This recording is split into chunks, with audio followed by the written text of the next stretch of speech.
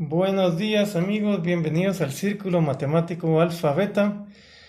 Les traemos la solución del primer parcial de Matemática Básica 2, jornada matutina de 9 a 11 de la mañana. La primera serie nos daban una función f de x igual a x cubo seno de x más tangente de x dividido exponencial de x que multiplica coseno de x y nos pedían hallar f'.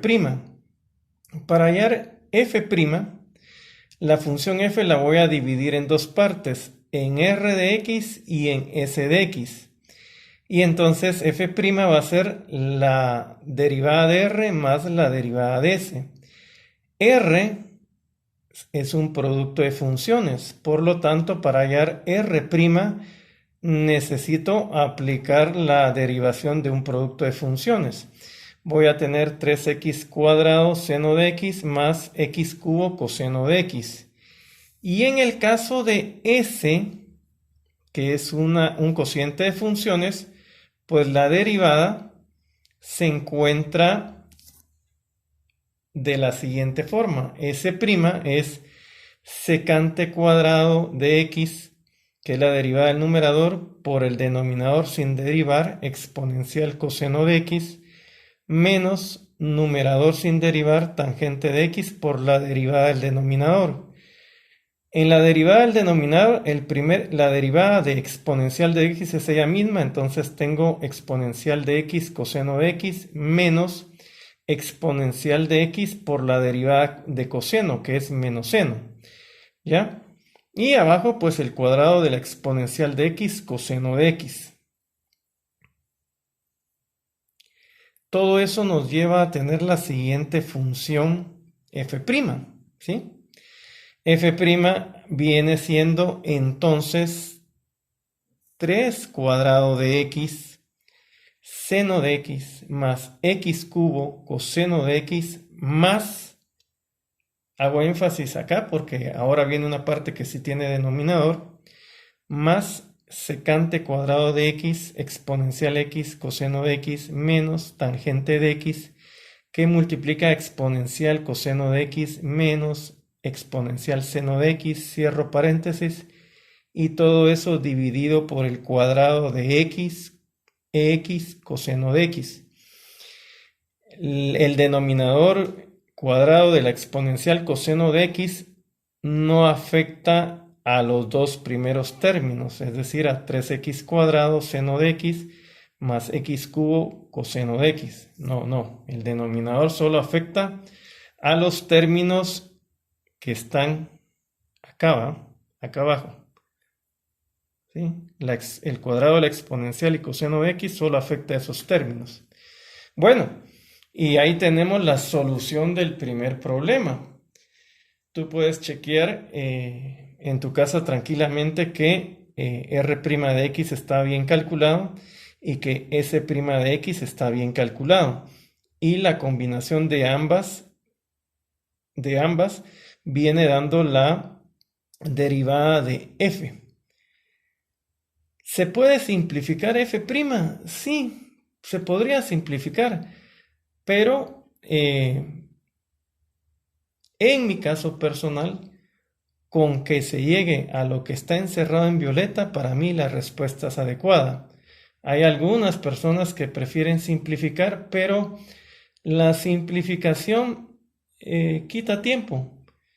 Y en mi caso, yo juzgo que con que se llegue a la respuesta que esté en violeta, el procedimiento está bueno. Hay algunas personas que piden simplificar, pero eso ya es problema de ellos.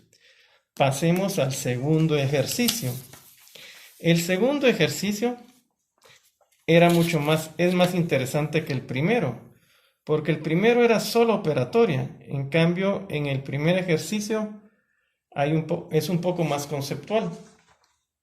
Bueno, en el segundo ejercicio nos dan los valores de f de 1, 2, f' en 1, menos 3, g de 1, 6, g' en 1, 2, y nos pedían hallar p' en 1 y q' en 1, y definían p de x como 2 veces f por g, y q de x la definían como 2 veces g dividido 3 veces f. Bueno, para hallar la derivada de P, obviamente evaluada en 1, solo que por brevedad no escribí P de 1. Para hallar la derivada de P, bueno, aplicamos las leyes de una igualdad. Si yo derivo la parte izquierda, si yo derivo la parte izquierda para que no cambie la igualdad, debo derivar la parte derecha, que es lo que estoy haciendo aquí. Bueno, y ahora aplico también las propiedades de la derivación. Una derivada, en el caso de acá, tengo la derivada de 2fg. El múltiplo 2 puede salir del proceso de derivación sin afectar la respuesta, que es lo que he hecho. Entonces tengo que la derivada de P se vuelve 2 veces la derivada de f' por g más f por g'.